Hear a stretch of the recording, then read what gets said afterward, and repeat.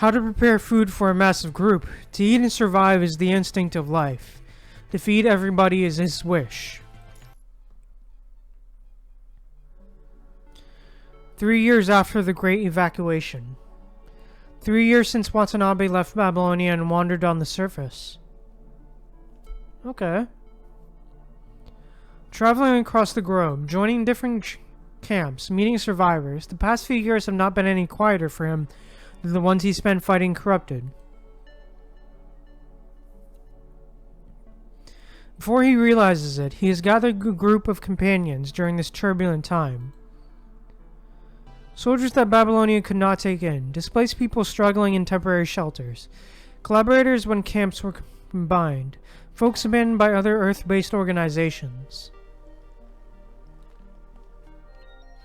And most recently, the refugees who have roamed the surface for quite some time. Boss?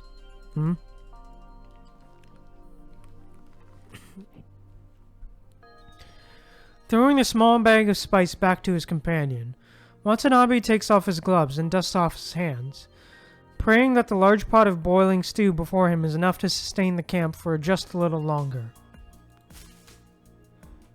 The soldier grabs a small bag and crudely stuffs it inside the gunny sack on his back. Ingredients and spices rustle upon his push. Shoo, shoo, stop staring. There will be enough food for y'all. Stuffing the gunny sack, the soldier waves away the refugees waiting outside the food truck and staring at the food. They hunch a little bit away from the window, but they clearly have no intention to leave. The mood in the camp has been tense since food was stolen for the third time in a month. The soldiers managing the camp are quite nervous, faced with the challenges of distributing food and earning the people's trusts.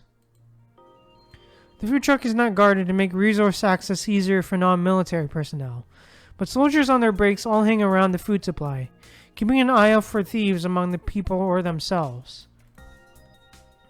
The constant anxiety has waned everyone's spirit, and they are starving before they realize it. Even when the soldier tries to cover his growling stomach with his cough, it does not escape Watanabe's ears. Just hold on a little longer. Lunch is almost ready. Something to eat for once. We gave so much to that humanity corp, and now we get so little food in return. We would have all starved if it weren't for the foraging team punching above their weight. Enjoy your lunch. Then, since we still have to negotiate a partnership with that camp. Suma's gone for a few hours already, so the negotiation can't be going well. As expected, they have plenty of supplies at their disposal, so they won't collaborate with us that easily. Just trust that our diplomat will do her best. We still have a backup plan. if the talk fails. And be a battle we have to prepare for later.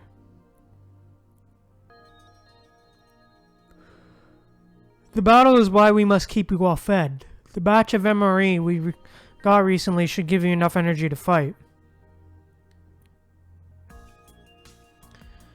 This MRE ration made by Eastern Group used to get a lot of complaints for their quality, but years of fermentation have made them quite nutritious and more suitable for prolonged combat. It's fine fighting that corrupted Colossus, but fighting those people...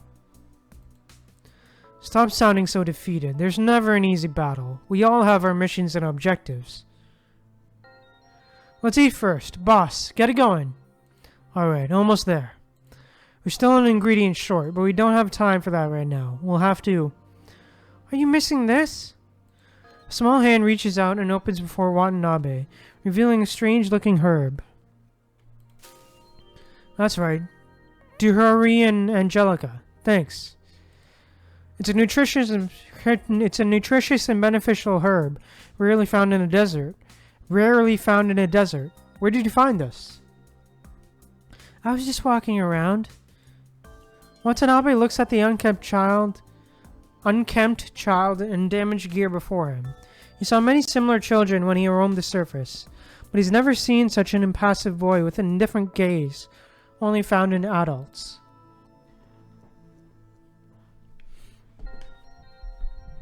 He glances to the right, and Leon, who's guarding the supply, catches his hint and quickly takes stock of the inventory.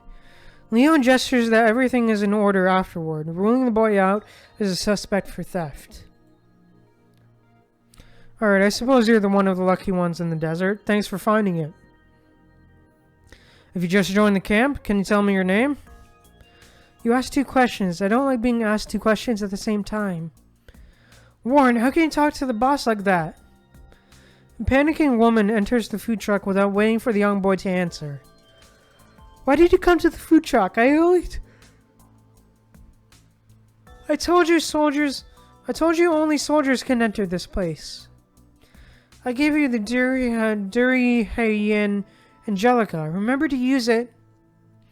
The boy glances at the woman before leaving by himself without looking back. The woman chases after him for a little bit before quickly stops and pants, prompting Watanabe to walk up to help her. My apologies, boss. My son just got here, and he still doesn't know his manners. Don't mind the kid. He's always too energetic to stay put.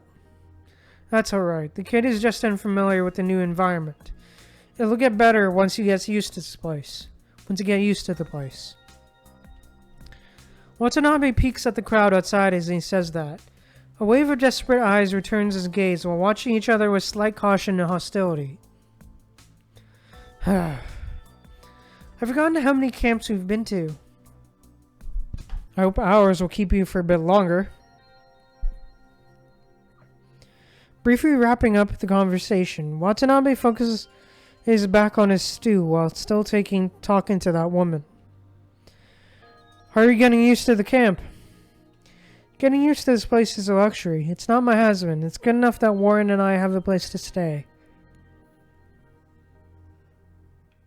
I have to thank you for that, boss. Thank you.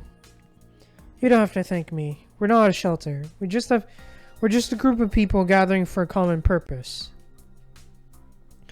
We're all contributing to the fight to achieve that goal.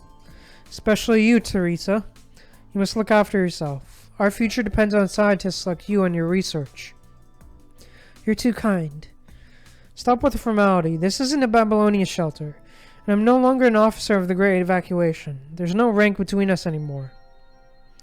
Old habits, just old habits. Ugh. A sharp pain in her abdomen sends her reeling. Watanabe dashes forward to support her. Is the stomach ulcer back? We've got some medics at the camp currently. Ask them for a prescription first. I'll save you from your meal later. It's alright, It's nothing new. I just need to tough it out. I hate to bother you, boss.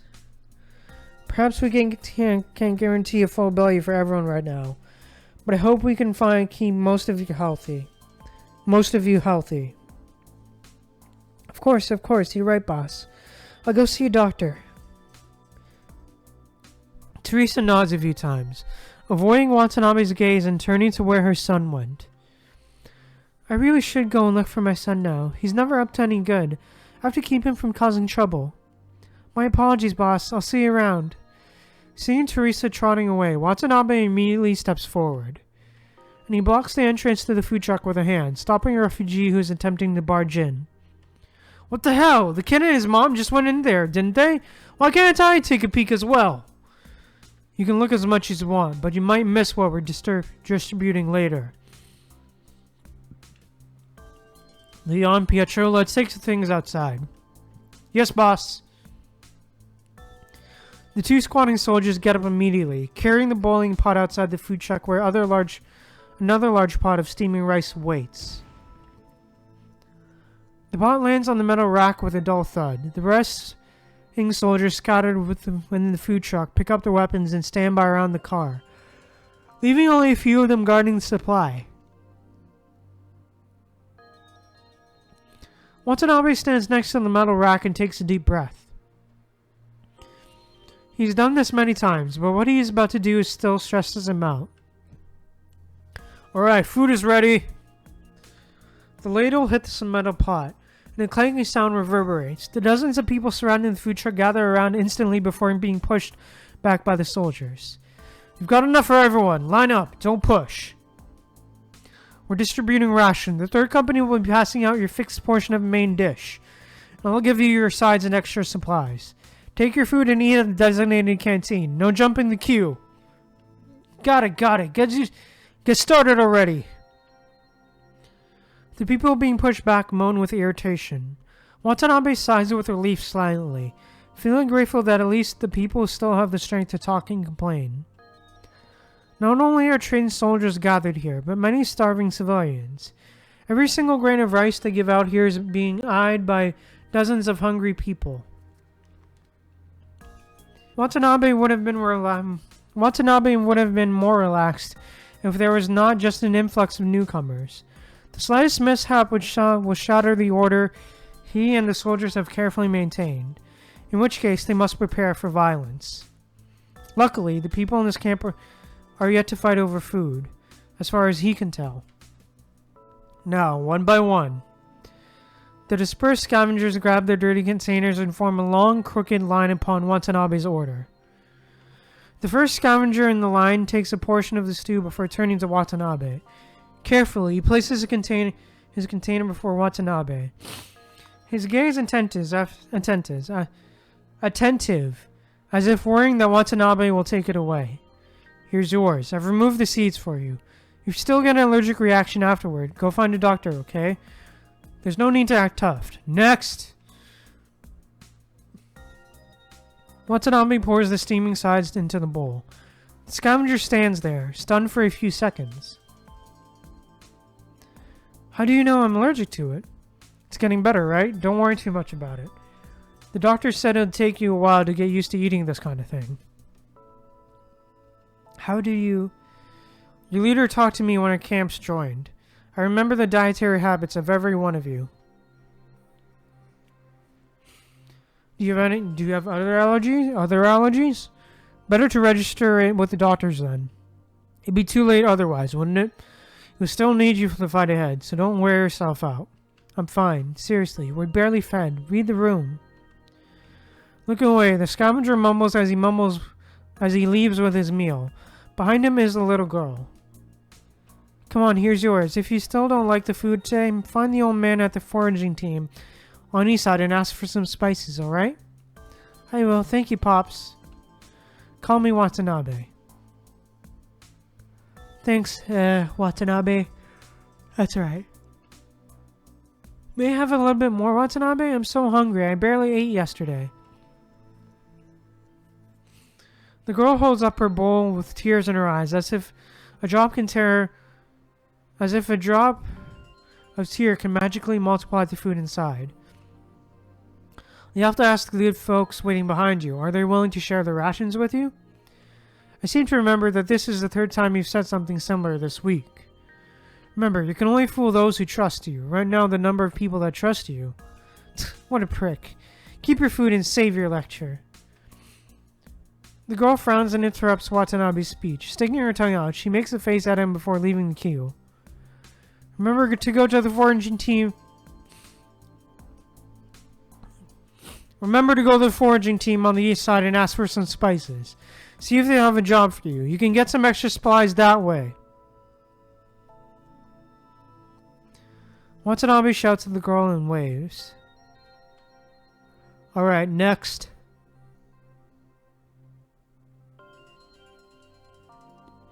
Remember to take care of your body, that's all. I will. Watanabe breathes a sigh of relief. Watching last scavenger leave his bowl, nothing has gone wrong. The armed soldiers are still threatening enough to keep everyone in check.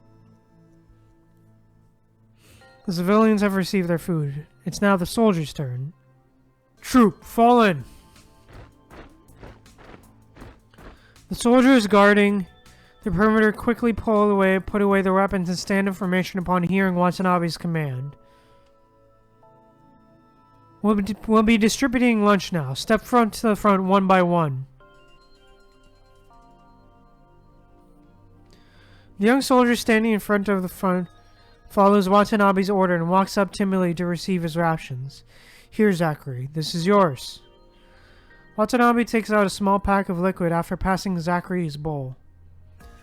And this IV solution is for your brother. Oh, thank you, boss. Taking the solution, Zachary hunches and laughs. Watanabe hands sandwiches Zachary's cheeks, forcibly relaxing his stiff smile. We talked about this. Don't smile like that. This won't buy you any favor. You'll only be drawing the attention of bullies who have otherwise looked away. And you don't have to butter up anyone here anymore. Alright, understood. Watanabe lets go, and it dawns on Zachary that he should stand tall and hold his head high. That's more like it. Don't forget that this isn't a charity. You've earned the extra supply for your brother. Thank you, boss. I'll remember that.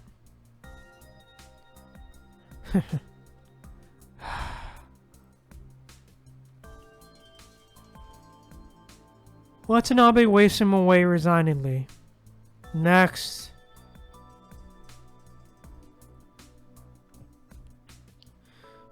Alright, that's the last one. I'll take care of the rest. Yes, boss. Watanabe puts his hand down as the ladle cradle clatters in the pot. The soldiers who have been in charge of passing out the food carry their bowls and walk away. The remaining food should be enough for those who weren't here. He then turns toward a shadowed area. You first, Suma. How long are you going to plan to stand there? Huh? You saw me? A woman in military uniform walks out of the food truck's shadow. Watanabe fills a bowl with stew and pushes it before her. You were back when we were halfway through the queue. You didn't make a sound, but I could still spot you. From here. Eat first. We'll talk later. I should report first. The negotiation. Eat. You haven't eaten in 12 hours, and you haven't touched the rations you brought with you. We've talked about this. You're no construct. Everyone needs to take care of their body first with the resources we can procure. Fine, I'll eat and talk.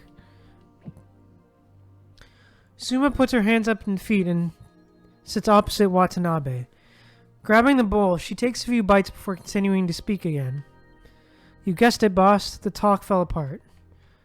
I talked their ears off, and they still wouldn't believe that there's a giant mechanoid buried underneath their camp. They even threatened me and said they would stop their established trade if I continued to spread these demoralizing rumors. We lack resources, which they have plenty of. It's understandable that Humanity Corp doesn't trust us. Watanabe raises a hand as he says that. A hologram is projected from his forearm, showing a map of the desert. 2 large areas are circled, indicating locations of the 2 camps. If we don't warn them in time, our most important trade partner will perish before we know it. Watanabe waves his hand and scrolls to another level underneath the dunes. There's nothing unusual beneath Watanabe's camp. Meanwhile, a large red spot is seen underneath the camp of Humanity Corp. Their base is built on a giant machine. Things are going to get really bad if it gets infected and restarts. I would have preferred to take her time to establish a long-term relationship and take care of this hidden threat slowly, but time is running out. Watanabe spins the map around, revealing a few more red dots in the upper right corner. We've detected quite a number of corrupted roaming in the desert. They haven't discovered us yet, and they don't seem to have an objective, but given the trajectory of their path, they will be here in a few hours. That giant machine will definitely be infected then. Yeah, I told them the exact same thing, but they wouldn't believe me. With the amount of resources they have, asking them to retreat quickly is to ask them to abandon everything they own in the wild.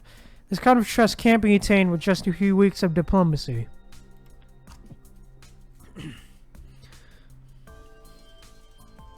Although we're doing just simple trading right now, we have bigger plans for a partnership with them in the long run. This is the purpose of our operation later. Right. Watanabe closes the hologram and pats Suma on her shoulder. Alright, that's all for your report. That's the only thing left. Whatever you say, boss. Finish your meal. Fine, fine, you win. Stop staring at me like that. Don't you have something else to do? Plenty, so you better finish your food quickly and let me move on to my next task. Alright, I hear you. Suma smiles wryly and grabs her bowl. I've said this before, you aren't just our best diplomat. You're also one heck of a demolitionist. Don't waste your gift. Sure, you don't have to keep repeating yourself. Take care of yourself. A fight is on the horizon. You'll regret not having a full belly then. Full belly? A joke like this will damn you to hell. Those refugees don't have to starve if we have enough food for full bellies. I've seen plenty of soldiers collecting greens to eat when they're on duty. Even you have to do the cooking yourself. They fall silent. The rustling sand in the wind seems to be covering the cries of hunger. They can almost hear the refugees scraping the bottom of their containers in the canteen, not sparing a single grain of rice. Look at the time. That's why I told you we should have kept the food. This is the problem we are about to solve. Dealing with the problem underneath their camp not only removes a hidden threat, but also gains us their trust. Sure, a partnership that only gets us supplies is just a short-term solution. Reaching out for Humanity Corp this time is me trying to fix our situation once and for all.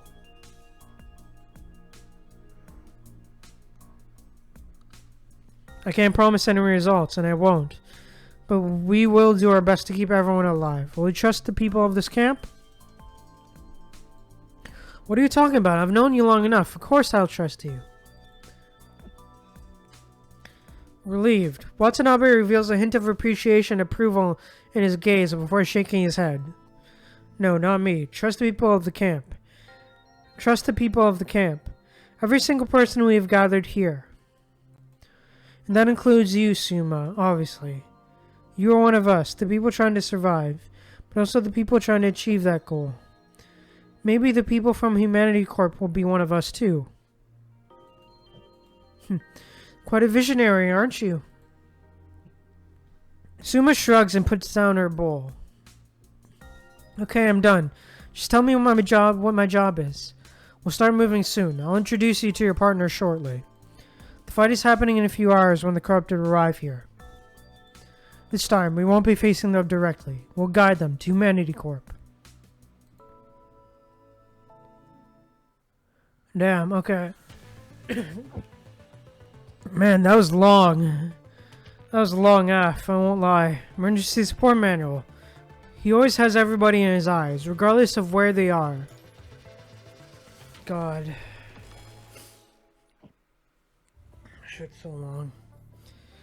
A few hours later, at the outskirts of Humanity's Corp camp, the barrel raises half an inch, aiming for the red light dozens of yards away. The shooter holds his breath, then fires. I hit it! Watching the corrupted in the distance fall down, the man pumps his fist quietly. Stop gawking. Pay attention to the next guy. The woman pushes the man's fist away.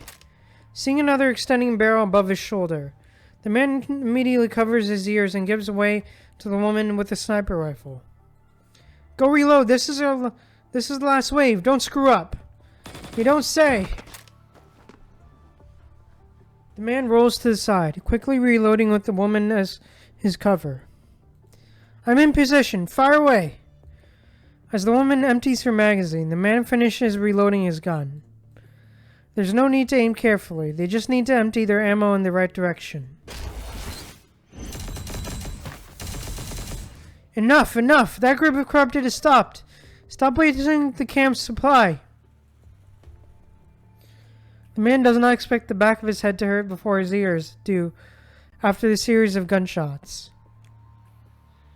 The woman knocks on the back of his head, demanding the man release the trigger. Turning to look at where he fired, he finds a new fallen corrupted on the ground as the dust settles. We won. Yeah, we won. Get out of your system. A group this size is run of the mill in this camp. There are plenty of chances for you to celebrate in the future. Now get salvaging. We need to inform the rest of the camp later. The woman gestures to the distance where Humanity Corp set up camp, the place the two were guarding.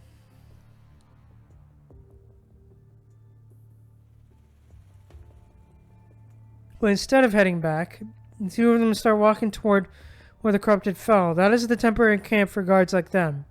And their supplies are still there.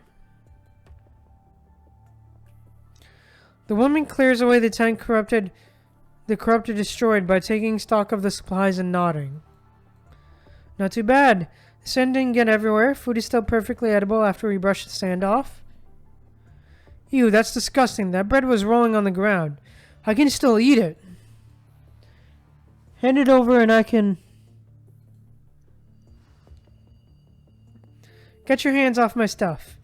Use your allowance if you want extra food. Do you think I didn't notice you picking up scraps to eat at that filthy place a few days ago? I know there are plenty of supplies in the camp, but someone who wastes a good roll of bread like this deserves to starve in my book. Denied and dismissed. The man packs his gun away and turns towards the camp, sulking and changing the subject. We're done cleaning this area, right? Are there any more corrupted? I'm not detecting anything.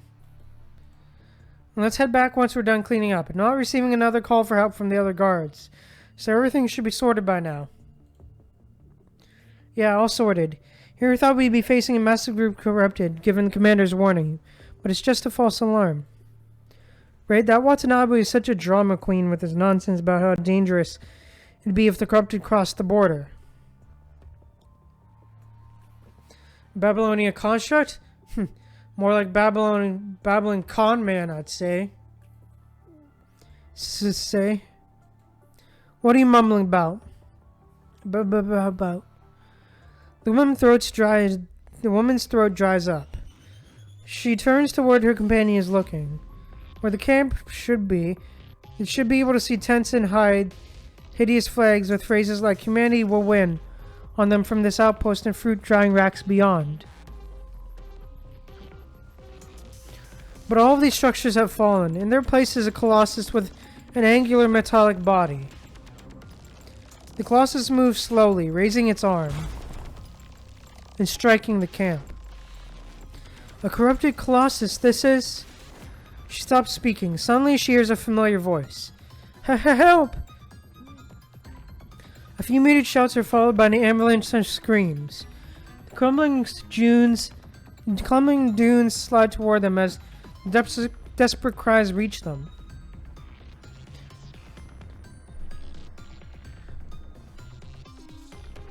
Occasionally, a series of gunfire can be heard. From here, they can see shots being fired from the far edge of the camp. The bullets hit the colossus like sand hitting stone, barely doing any damage. Did the enemies get past the other guards? We need to get back and help. How? What can you do? You're just gonna get yourself killed. The woman grabs the man by his collar and throws him on the ground before he can pick up his weapon and go back. She can see the camp where her companions were residing being destroyed with a kick from the massive mechanoid. The resisting residents are launched into the air like sand before someone catches them. We're in position. Evacuating targets. The corrupted colossus is on the move. Rescue team, get the people out of here. Distraction team, lead the corrupted away. A tall figure appears on the dune behind the woman. With his back to the sun, he waves his hand and flaming projectiles launch behind him, landing on the colossus. Fire has not damaged the colossus, but it still catches its attention. It turns around, making its way toward the group. It takes a step forward. A second step. A third one. Run! We have to run!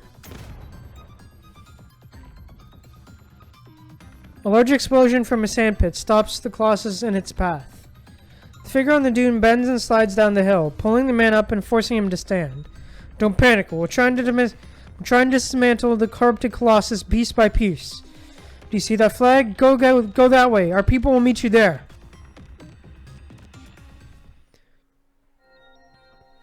a few hours ago at Watanabe's camp. Guiding the corrupted sounds desperate. I bet Leon and the rest came up with it, didn't they? They did propose it, but everyone in the camp agreed to it. Does that include me? Well, you know best. I agree with their plan. Given what I saw here, I knows what will happen if we don't act now. Who knows what will happen if we don't act now? So how will we do it? How do we do it? We decided to blow it up. That giant mechanoid buried under sand can get infected at any moment. We're running out of time with how close the corrupted are. It might not be elegant, but it will solve the problem. It's faster to show them a danger than convince them of one. Well, that's when the corrupted Colossus activates. We can't give them enough time to pack, unfortunately. I'm just glad that their most important supplies aren't in that camp. Are you planning to infect the mechanoid?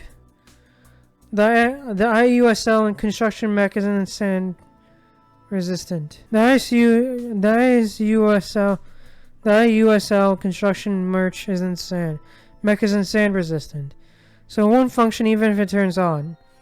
Without anything to dig it up while the camp sits directly on top of it. We can't disassemble it before it gets infected as we often do. It's just a threat now. The only plan we can come up with at the end was to infect it so it would reveal itself in its weak positions. Then we can dismantle it. Obviously, we can't let anyone... I formed a rescue team to make sure the people get out safely. And the key to tearing the weakened mechanoid apart is your expertise, explosives. Bombs, huh? My stuff packs a punch, but even the biggest bomb isn't enough to knock a construction mech. That is unless we can target its weak points accurately. Today's your lucky day. We know exactly where the mechanoid's arch heel is. You have another expert with us. Hey Zachary, come here for a second. Yes sir. Yes. Yes boss. A young man responds to Watanabe awkwardly, walking over timidly with an armful of blueprints. You asked for me, boss? You haven't met each other yet. This is Zachary, a military mechanist from Company 75. Zachary meets Suma. She's a demolitionist from Elite Force 24. Right. Hi, Suma, is it? I've heard boss talking about you. My name is Zachary. Zachary here is also the designer of the IUSL construction mech. Designer? Not a lot of people have the expertise to design a mechanoid like this. You should be... On Babylonia? I know, but I didn't go there for reasons. That's not right. We talked about this, boss. You said you wouldn't mention it, so... We need you and Suma to work together on the technical details of this operation. It's easier if you know each other's identity.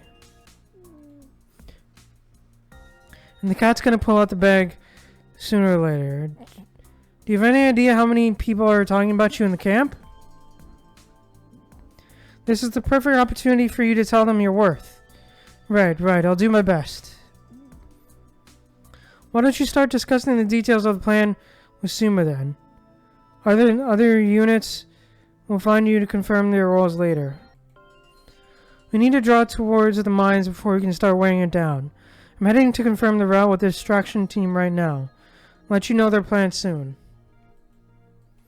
Watanabe waves goodbye to the two of them and jogs towards the camp's armory. They soon hear a few different shouts from within. Probably encouragement for the fight ahead. Let's go. We've got the attention of all the corrupted Colossus. Prepare to demolish its weak points. Following Zachary's command, the Colossus is once again covered in flame. That's okay, it'll work. I know what I'm doing. As the Colossus is drawn away by fire, people slowly retreat along the path the soldiers carved out, laying low and clustering. Don't panic. Follow the instructions and keep going. Watch out for the remaining corrupted. All units, begin wave 3 of the rescue operation. Yes, boss. Finally. The corrupted is here!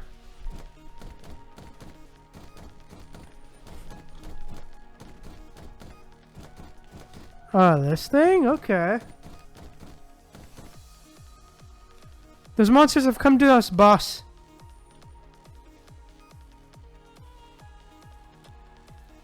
They came earlier than expected. I knew we couldn't rely on the forecast from those nerds. Some people have yet to evacuate. What do we do, boss? We should leave too. No, the target is moving way too fast. The corrupted are going to hunt us down. We can't risk it. We hold off the corrupted right here. Everyone else, evacuate immediately. Got it. At your command. We will do anything you say. Okay.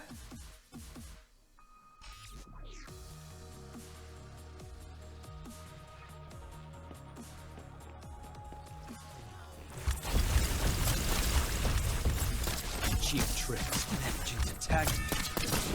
Bad. Damn.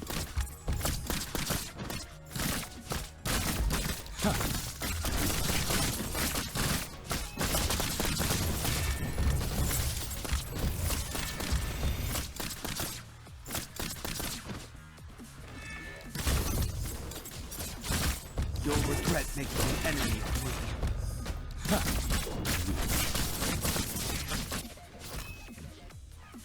Boss, the corrupted are coming from the other directions. This is Suma from the demolition team. The remote detonation device is ready. All the explosives in the camps are ready to be detonated.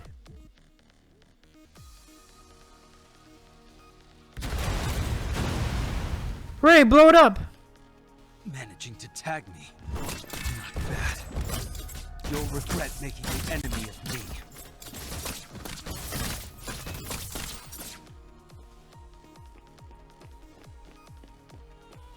Boss, the corrupted are coming from the east.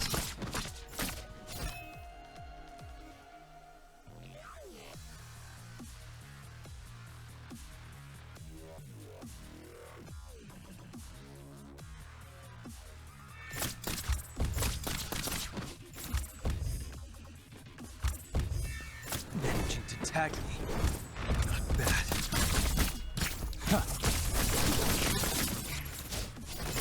Nice. The will of the blade. Okay. Tear everything apart.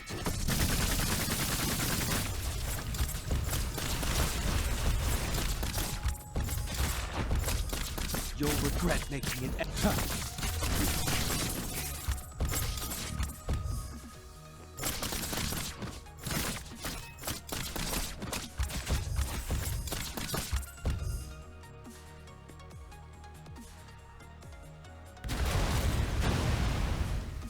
Missed.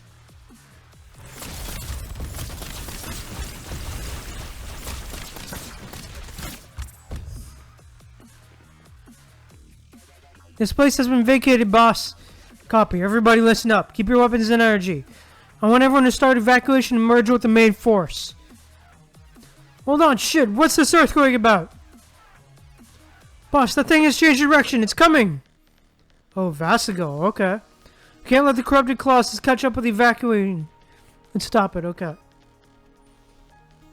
Basically stop it, okay. Or not, okay.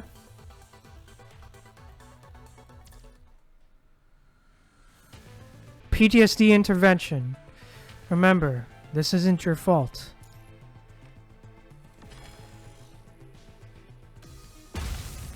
Zachary is right. This is a tough problem to deal with. But damn. I remember the shield can be neutralized. Initiating communication. Suma here. I've tracked to Zachary about how to break the shield. Explosives have been set up on the evacuation route. If I detonate them from underground, they should be able to break its shield. Hold on, let's go with plan B. I will guide the target to the... Sorry. I will guard the target to the route, and you will decide when to blow it up.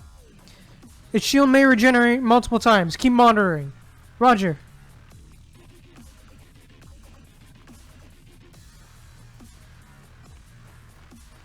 Oh shit.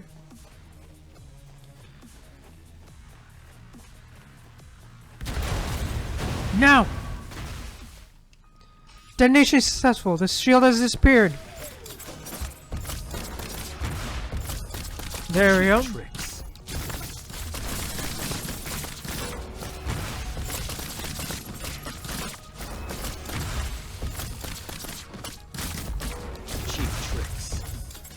Shielders are generating. Keep going.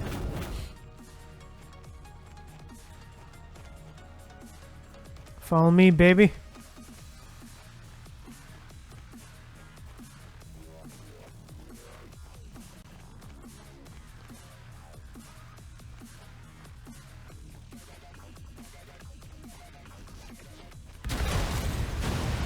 It's the second time now. Shield attack is gone. Attack now. Okay. Huh. You'll regret making an enemy of me.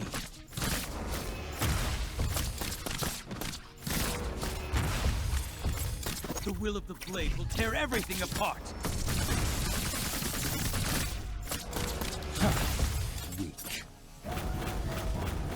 One more time and it's dead.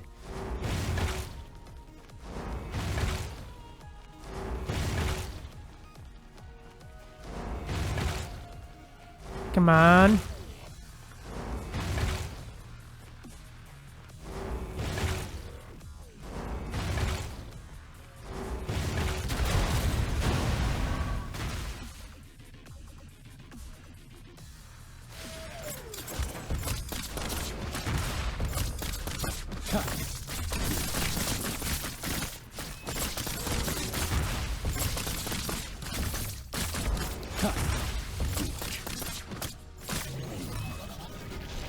Target is highly damaged and close to ceasing activity.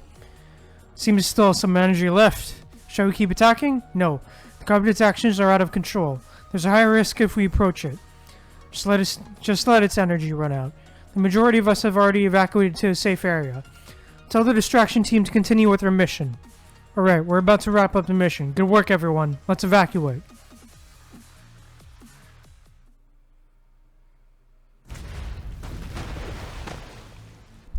Explosion after explosion threatens to deafen everyone on the field. Zachary has seen such explosions in the past. Old records show that people used to level abandoned buildings with explosives. But that is too inelegant for a mechanical engineer like him. The construction mech he designed would be able to safely demolish even the most robust high-rise. He never thought he would witness the demolishing of his own design.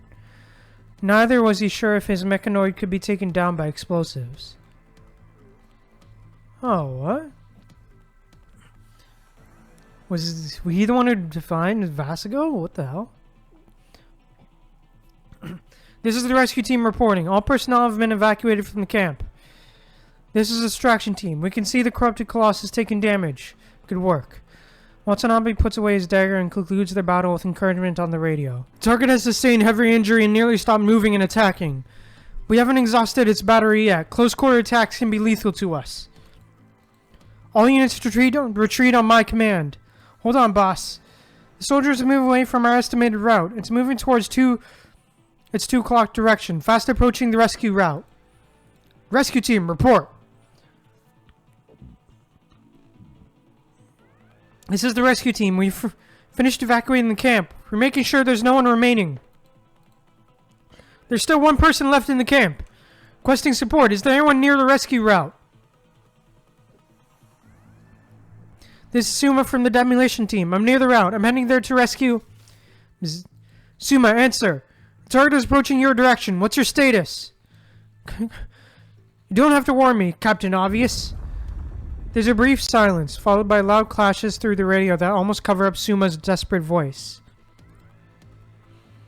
This is Suma. I'm inside the attack range of the corrupted Colossus, and I'm impacted by the impact. Calling for Zachary from the engineering team. The target corrupted is deviating from its path. I need guidance. Zachary, do you hear me? We talked about what to do if this happened. Do it. Hello, anyone? This is Suma. Zachary? Damn it, is the radio getting interference?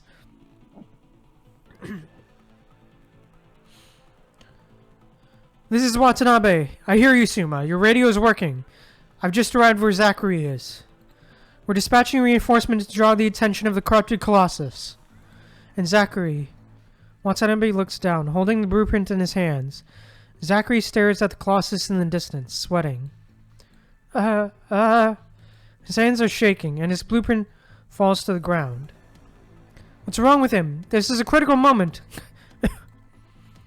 Hey, hello, this is Suma calling for Zachary. Suma's fury shouts and coughs, and Colossus's heavy footsteps blend together in Zachary's earpiece, sounding less and less real. Hey, hello? Hey, hello? Stop daydreaming and start explaining the blueprint. The boss is still waiting for us to come up with a plan. After a brief daze, Zachary concentrates and collects himself. Suma has already laid out several blueprints on the floor. Yes, I'm here. We can start. How much do you know about the capability and mechanisms of explosives? Boss has gone through some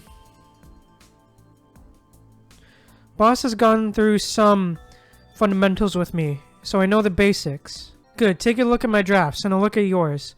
Let's confirm how many bombs we need. Oh, alright, sure. Blueprints of another trade are not easy to understand, but standardized plans share a similar lexicon. The two of them quickly find a way in and begin their reviews. But Zachary's attention soon turns away from the blueprint before him towards Suma. Hesitating briefly, Zachary finally speaks. I just want to say that I didn't go to Babylonia because there was someone who looked after you for a long time, and they weren't qualified to go to Babylonia despite you did. So you chose to stay on the surface, am I right? Suma does not even turn back to him to look at him. How did you know? People who could go to Babylonia but were either deceived or had something they couldn't leave behind. Getting an IV solution from the boss means you have someone that requires chronic care. Given how mousy we are, I bet it was an elder brother or sister that kept you here. Right. You guessed it. It was my brother. He had been looking after me since I was a kid. Babylonia's policy was very strict. I was offered a ticket for my level of expertise. But it was for me and me only.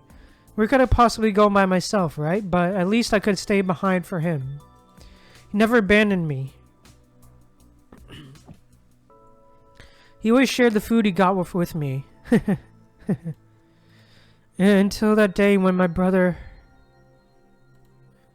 when he got hurt and couldn't take care of you anymore. Yeah. It was a concussion. He was rescued in time, but there were complications. He could still walk around, but his mind... I assume so. Who doesn't have someone like that if they stayed after the Great Evacuation? So you too? Worse than you. They're all gone now. My grandparents went first. Old people, you know? Pretty much screwed once the serum stopped coming. There was my younger sister. Slow runner, she. Got caught by the corrupted. And the rest. I don't know if they were lucky or not. All of them were crushed to their deaths at the same time. It was quick. Alright, you designed that mechanoid. The IUSL construction mech. Oh, is that so? Zachary pretends not to hear Suma and fiddles with the map in his hands while facing away. Unscrolling the map on the ground, he sees one of the corners rolling back and grabs some sand and rock to weigh it down. Only for another corner to roll up. What are you doing? What's the point of fighting with a map? Zachary keeps repeating this action for a few minutes. It's nothing. I just want the map to lie flat so it's easier for us to see. Any more bullshit? Can you just look at me when you speak? Before he knows it, Zachary is spun around and Suma grabs him by his collar. What's with that expression? Just need to speak your mind already. What's the point of holding back? He mumbles for a while before saying something comprehensible. Did you blame me for creating something like that? No, I don't blame anyone. I just blame myself. I blame myself for being alive. I see. Ouch! Suma lets go of Zachary before he can laugh, and he falls on his buttocks. Stop being so sentimental. I was indulging your therapy session only because you were taking your time to sulk. Now you're getting me all schmaltzy. Just tell me where to blow up. Boss is still waiting for us. I don't care how you feel about your robot. It's threatening all of us right now. Their survival depends on us destroying that mechanoid. That's right, their survival. You've decided to stay. Do you want to watch your brother die? I don't know if Boss or Leon cares to live another day, but if you want to take care of your brother, take care of this first. Okay, fine. Just take a look at the page of 3 of the blueprint and get an understanding of its structure. I'll elaborate on them after I take a look at your demolition plan. Alright. Suma throws a blueprint into Zachary's arms before turning around and grabbing one of Zachary's to study. And she misses Zachary muttering as he reads the composition of the explosion. How I feel. Why would I feel anything about it? My brother was hurt by that mechanoid after all. No one wants to destroy this thing more than me. No one.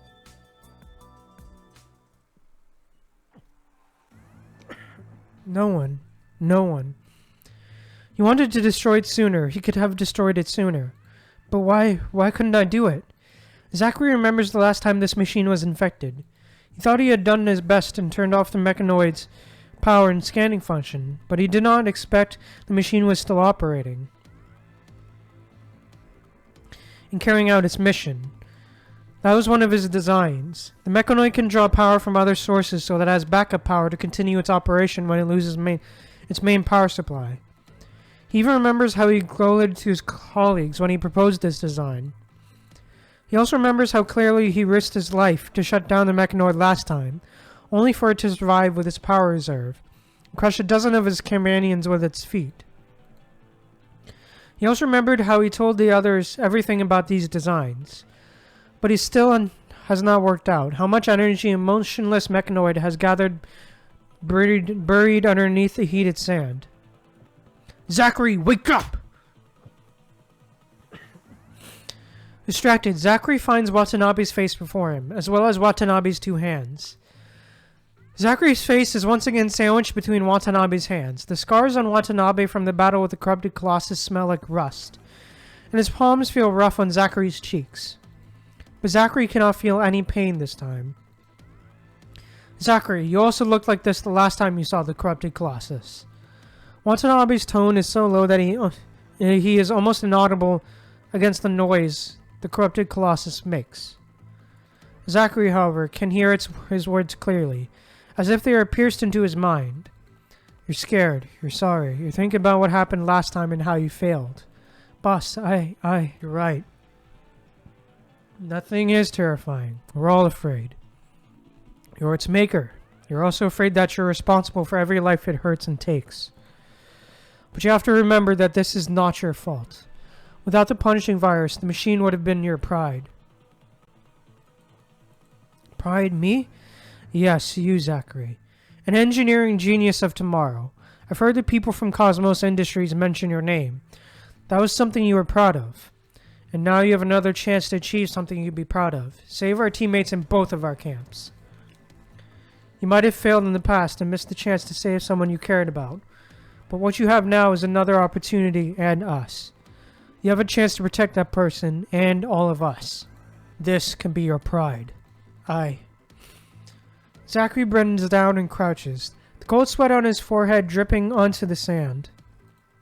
Then he shakes his head and picks up the blueprint he dropped on the ground. Right, I won't waste this chance. Engineering team, this is Zachary. I need you to coordinate with the demolition team to execute an emergency rescue mission.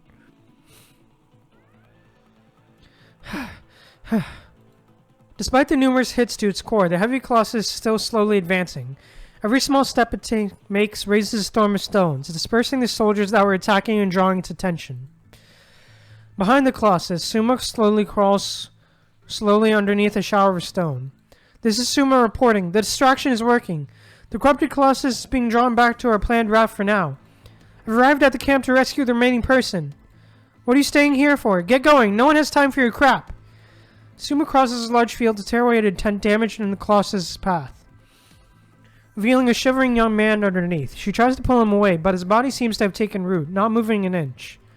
He keeps his eyes on the Colossus corrupted that is shredding nearby as he watches his old camp crumble to pieces. You're the lieutenant from Humanity Corp, aren't you? What is so precious here that you can't look away? I can't go. Everything I have, the photos I took with my family, the trinkets my brothers gave me, all of them were destroyed by that thing. They're all gone now. I'm the only one left. What else do I even live for? I'd rather just... The lieutenant stares at the approaching Colossus, his gaze misty. Suma lets go of his arms, allowing them to fall to his sides. Yeah, isn't it nice? Get it over with. And you get to see your family again. Although no one here is going to remember your family if you're gone. You told me you loved the beach and the parks, and your family worked multiple jobs to afford a trip to Venus Splash Park on your birthday. You hadn't forgotten the shark spear you saw, the photos your family took, the New Year's together. There won't be anyone to remember any of that if you're gone. Will you pay that price to die alone? The lieutenant is silent. Eventually he raises his trembling arms again. This time he holds Suma's hands. Good. Now get up and run. The big guy is going to squash us. This is Suma. Personnel rescued. Where should we go? Copy. A rescue vehicle is coming for you in 3 o'clock direction. Another vehicle on your distraction duty is coming from your 9 o'clock. Get out of there. Get out of there. ASAP. Get out of here? We're too late.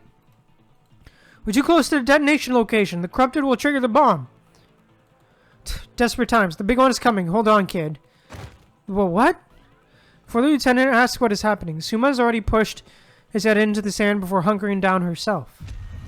Right then, a massive shockwave hits them from behind, pressing them deep into the desert sand. The explosion feels like it has buried the entire world. When the dust settles, there's nothing but silence.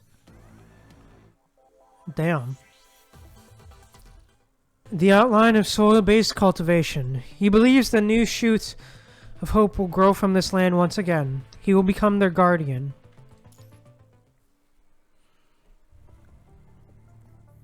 The sun is always blinding in the desert. Even the reflections from the metal shards on the sand are bright enough to get people covering their eyes. And when it shines on the remnants of destroyed livelihoods, the cruel display is not a sight to behold. Away from the debris, some people are clothed in robes only. They would have been hiding somewhere shaded on a normal day. But the sun is the least of the problems right now. The gaze is focused on one person and one person only. He stands on a slightly elevated dune, his expression composed and his voice calm. Nice to meet you all, good people of Humanity Corp. You probably know me from one of our previous dealings, so let me skip the introduction. Our camps worked together to defeat all the enemies in the earlier corrupted attack and successfully resolve this crisis. It was fortunate that we haven't suffered a terrible loss. But you lost your home in the process. For now, I believe that if our camps work together, it won't take long for us to rebuild your camp. Because we all know that the resources you need to survive are stored in warehouses, and you only keep your daily supplies in your camp. That's a very smart thing to do. You have my praise.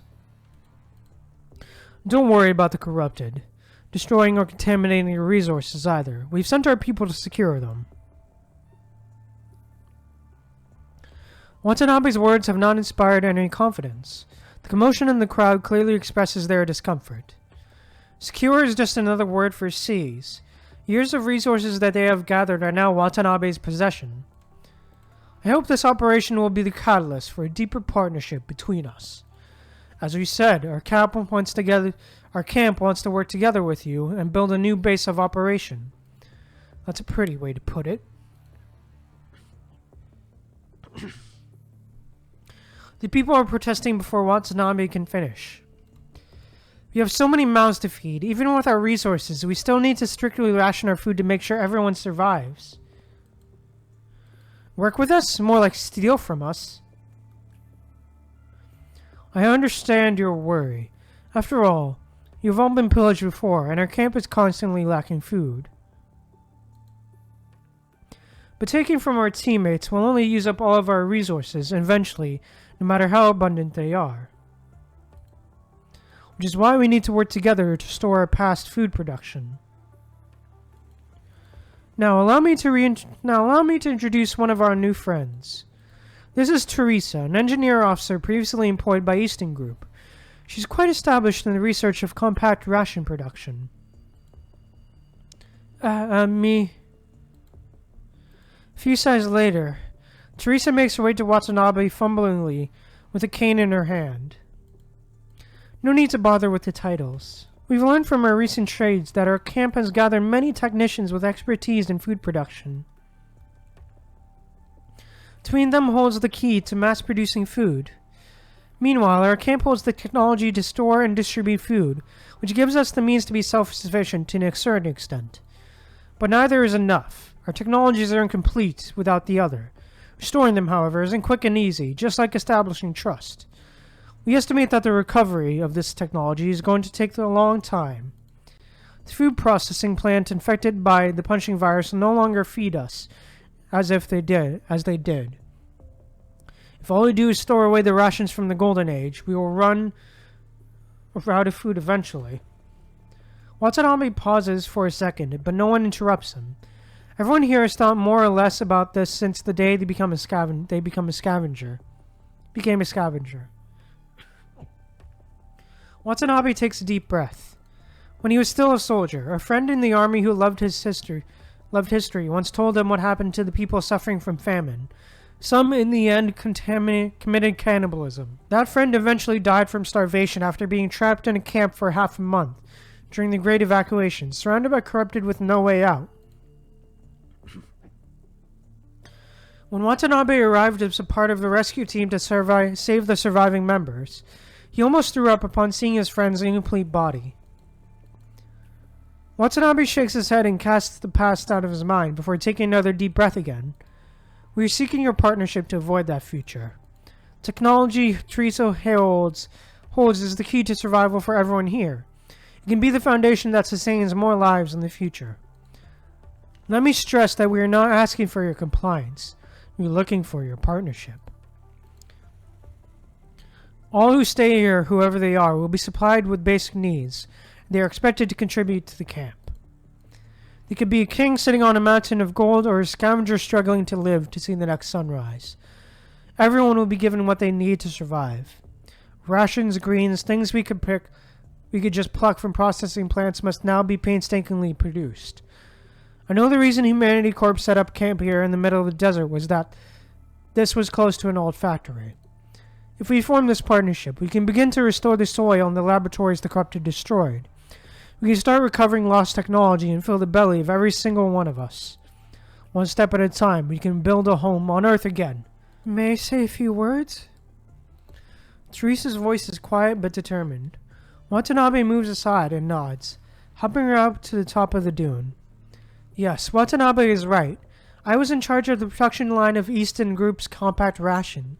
I have a fairly comprehensive understanding of the whole technology. But the truth is, I'm afraid to let other people know about this. I'm afraid of their expectations. I'm scared that they expect me to do something I'm not capable of doing. Every time I told people about my past, every camp that took me in treated me like their savior. They called me a Demeter, but I was just a technician.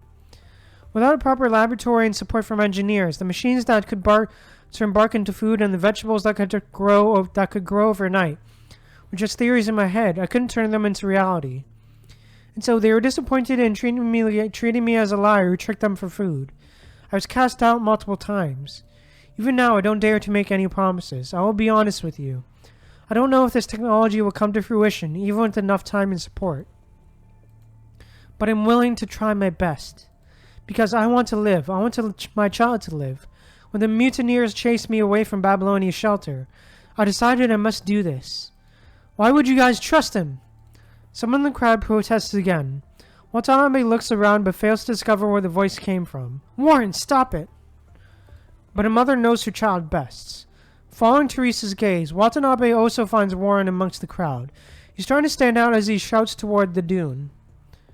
What makes you guys think you could trust him? He's a construct from Babylonia. Who knows why he ended up on Earth? Maybe we'll take the technology back to Babylonia once we restore it. We'll take the army and our food away too. Why would you trust him? How do you know he wouldn't betray this place? How do you know he won't betray himself? Warren, now's not the time. Because I can't. Watanabe takes a step forward and leaps. When the dust clears, Watanabe is crouching before Warren, looking into his eyes at same eye level. Everyone here has a reason to keep going. Watanabe sounds as calm as he usually does on the battlefield. He does not sound like an overbearing or patronizing adult. treating the boy before him as his equal. Do you know what the good folks behind me did? Some of them gave up their ticket to Babylonia for the loved ones, to keep their unconscious family alive. They work and fight every day to gain extra supplies they need. Brother, oh Zachary? Shouldn't you be heading for the ship to Babylonia? Did you forget something? No, I wasn't chosen. They said my engineering skill wasn't useful up there anymore because they threw me off the ship. So I guess I need to stick with you for a little bit longer, brother. Is that so? Can I? Of course you can. We're blood brothers. Been taking care of you ever since the outbreak, the same way I did when you grew up anyway. Stick with me and I'll make sure you have food on your plate every night. You're smiling, brother. Come on, I told you to stop laughing like that. Never mind, today is not the day. I got some extra canned food earlier. Let's eat well tonight. Consider it consolation for not reaching Babylonia today. Okay, thanks, brother. Brother, ah! What the hell are you doing? Get back here. That giant mechanoid is infected. We can barely contain it. I know. I designed it. It killed my brother. It crushed him. Calm down. That soldier was attacked on quicksand. He may still be alive. Did you say you designed it? Good. Tell me its weakness. I'll take it down. Listen, you're going to run into more similar infected machines in the future. They're going to take a lot of lives. And you can save them with your knowledge. I don't know who that soldier is to you, but your expression tells me that you feel like you're holding him back. But if you save him now, you can at least proudly declare to him that you are the one who saves him with your knowledge. You can prove to him that you aren't holding him back. Alright, I'll do it. Some people have no one left, and they're willing to die for others at any moment. So they're going on in the memories of the loved ones they've lost.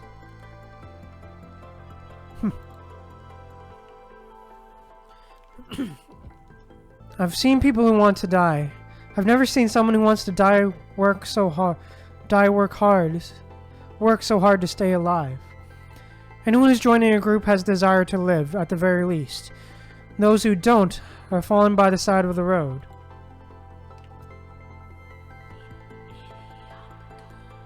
But there's never been someone like you who eats and sleeps like everyone else, but throws caution to the wind when there's danger. It's none of your business. That's just what my life is worth. Oh, my bad. That's just what my life is worth. Just send me next time if you have another suicide mission. Feel free to leave me behind if you don't have enough food to feed all the mouths. I'd love to take down a few more corrupted on my way to hell, though. I'm only following you folks to make sure no one else ends up like that miserable person I am. Is that so? I remember you. You're the demolitionist we rescued from the mechanoid factory, aren't you? Your family was killed in that incident. There's no need to rub salt in the wound, Captain Obvious. Save your breath if you're planning to lecture me with your inspirational speech. Everyone dies. No need to get all smalty about it. Nah, that's your right. Sorry? Right. You can see your family again if you die. I understand why that would be preferable. On the other hand, no one here will remember your family if you're gone. Didn't you talk about how much you like ocean life and the sea in the camp? You always asked your family to take you to the Copperfield Aquarium, and they only did it after you scored 100 on your exams a few times. You even saw Copperfield that day and were moved by his vision. He said you would have been a zoologist if it weren't for the outbreak. Your family supported you and took you to all kinds of zoos, taking photos for all of your visits. It's your choice to reunite with your family, but no one's going to remember any of this when you're gone. Will you pay that price to die alone? And your mother. She keeps going despite everything that she's been through just to see your father again. That's about it. I can't blame Babylonia. Who could have guessed that my cutting-edge technology would become obsolete so quickly? I'm just glad that my husband made it to Babylonia with his agricultural engineering research. Abandon us? No. I never thought of it that way. Look at the world we live in. All that matters is he lives. But I still want to see him again. I still miss his voice, his face. I want to talk to him and ask him how he's doing. Is he working overnight the way he did? Is he taking care of himself? Has he made every day count? That would be enough. I don't ask for much. I just want to know how he is. I know that it's a pipe dream. Warren and I can barely have a warm meal these days. How could we even... Is that so? Is that enough for you? Have you imagined surviving long enough to meet your husband again? Perhaps you can even use our technology to save more people. People like your son? Look, everyone here has a reason not to give in. To not give in. The moment I suggest surrendering to Babylonia. No, the moment I reveal even the slightest hint of compliance. Everyone here has fought so hard to keep going will not hesitate to take me down. What about you? What keeps you going? How long will you last if there's nothing to sustain you? I'm sorry, son. This isn't the Golden Age. We've seen enough blood and deaths on our way to where we are. Perhaps you're right. Don't relent then. Don't give in until you can survive and find the thing that keeps you going. Before that, however, you have to first defeat your hunger. Warren's expressionless face is as impassive as ever. But Watanabe can see him clenching his fists before letting go. I understand. I'm sorry for questioning you like that. I'm glad you understand. Well then. Watanabe stands up and raises his voice. If there's anyone who thinks differently like this boy here, feel free to voice your thoughts. I will talk to every one of you, no matter how many of you there are. The tall guy there is Barley. You've worked for the world government and became a lieutenant here after a power struggle.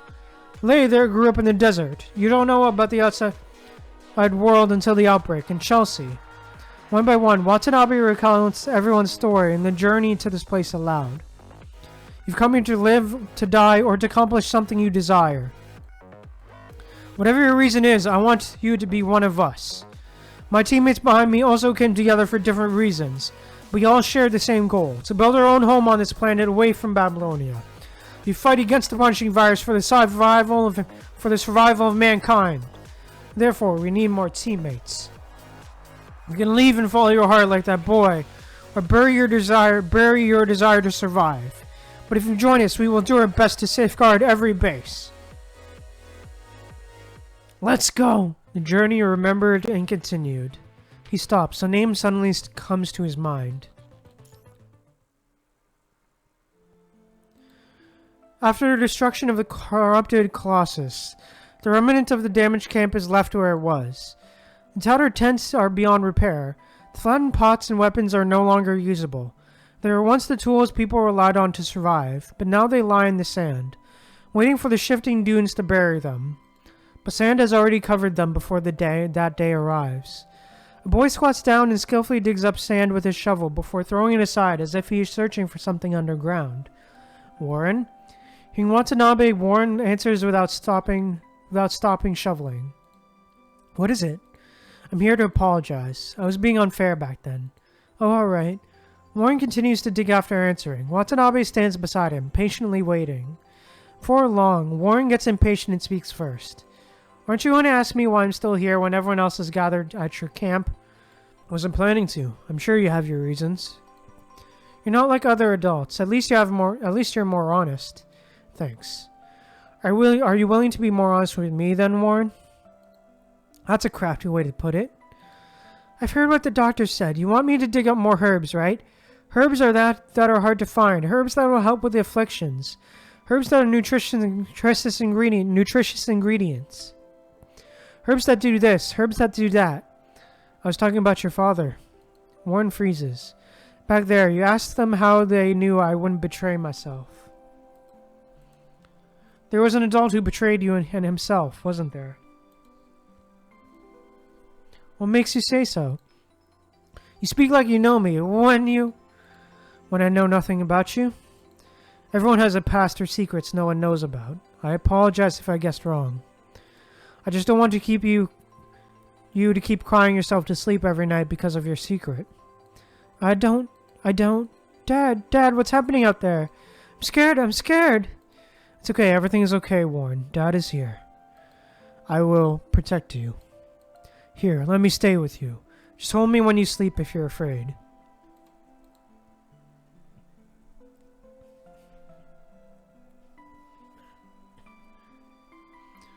Say something. You've been drinking alone since you received that notice from Babylonia. You're going to ruin your body like that. You got chosen, didn't you? I know what's on your mind after all these years together. It's okay, you can go. Don't worry about your son. I mean it, don't worry about us. They have a shelter for the scientists remaining on the surface.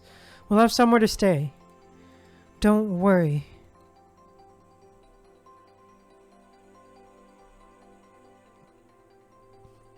Where are you going, Dad? That's enough, Warren. Stop pulling your father's shirt. Dad is going to be away for a while. Isn't he staying with us? No, we'll meet again. We'll meet again one day.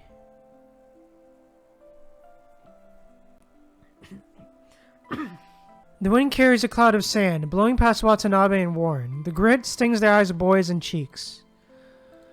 You're doing your best. You probably feel angry and hurt about your father's departure.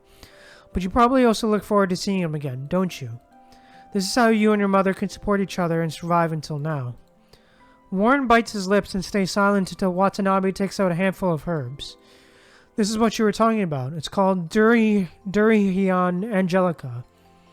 Teresa was allergic to Paranthodianthera barbulata. Sorry if I butchered that. I don't know how to pronounce it. But it is one of the main sources of calories in the desert. And you probably have learned a few things about botany from your father, and know that Durian Angelica can prevent her allergic reactions. You always follow the foraging team around until your shoes are all worn because they're trying to forage for this herb, aren't you? All I know is the mom feels better after eating some of this herb. I just want her to sleep well. She can barely sleep in the camps we stayed in previously, and when she did, she would have terrible nightmares. Years of microcirculatory dysfunction caused by the allergy of lack of proper rest would be too much for any adult, but your mother continues to endure and survive. You're the reason why she has made it this far. You searched for a remedy for her. You looked out for her, and you even dared to challenge a leader of a camp for her. You were always very direct, but you are brave. Warren, good job. The boy covers his eyes. Lowering his head, he seems to be hiding his face from everyone else. By the way, it's quite sunny today, isn't it? It's easy to get dehydrated. Watanabe suddenly takes off his jacket and covers Warren's face with it. Warren immediately flings his arms around, trying to take the coat off, but Watanabe just holds him and makes sure he does not fall. The sun is so bright in the desert that you might not want it to shine a light on the feelings you hide inside you. But now that you have something covering you, you don't have to hide anymore.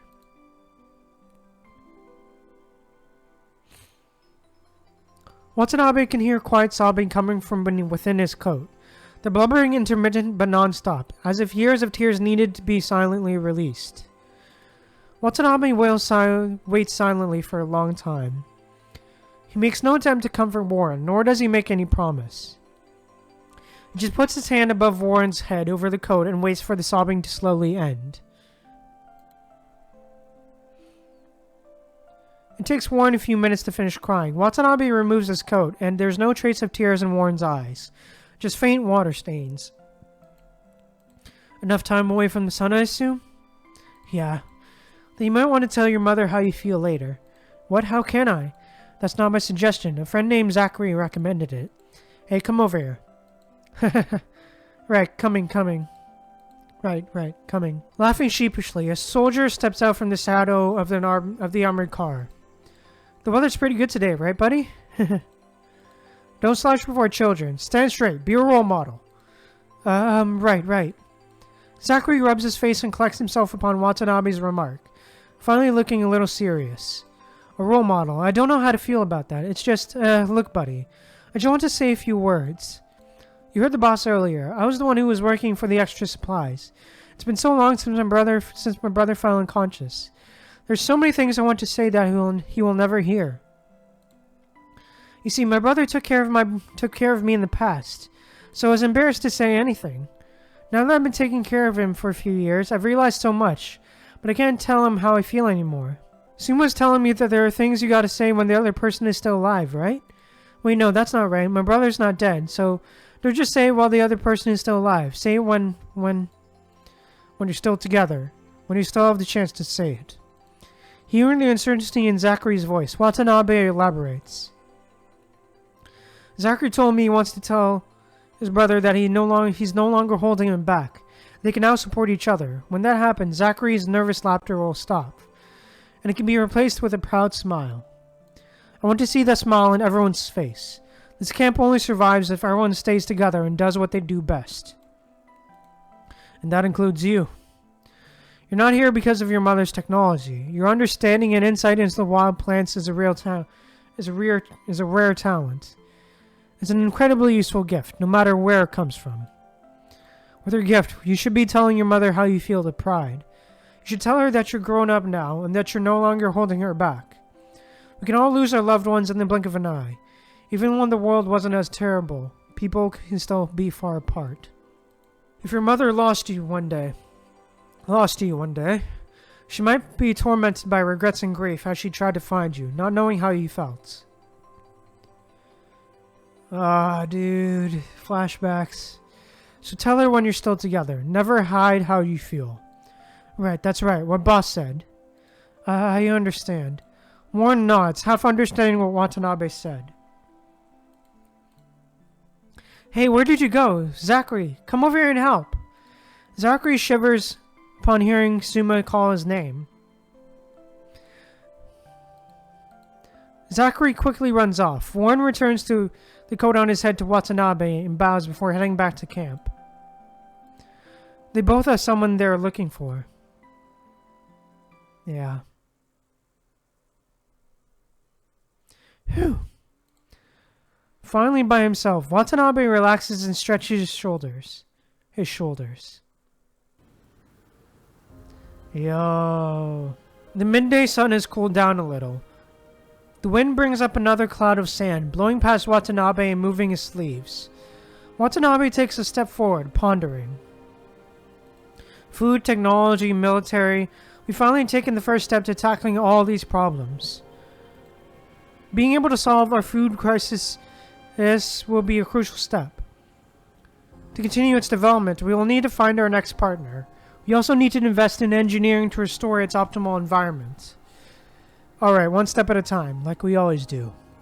We'll keep going on until the day we can thrive on this barren planet. Then we will remember everyone who has walked with us. We'll also need to give our group a name then. The Remembered doesn't sound right. Watanabe slows down. What should we call ourselves? And then he stops. That's it. Yo. Man. A remembrance of the pleasant time we shared. Please accept this small token of appreciation. Thank you, Wata. Man, that was great, dude. Dude, that was awesome. That was pretty good. I won't lie. That was pretty good. And it's pretty interesting to see the creation of the Forsaken. You know, how the Forsaken got created. And how it was named and stuff. And man, that was honestly a really good message of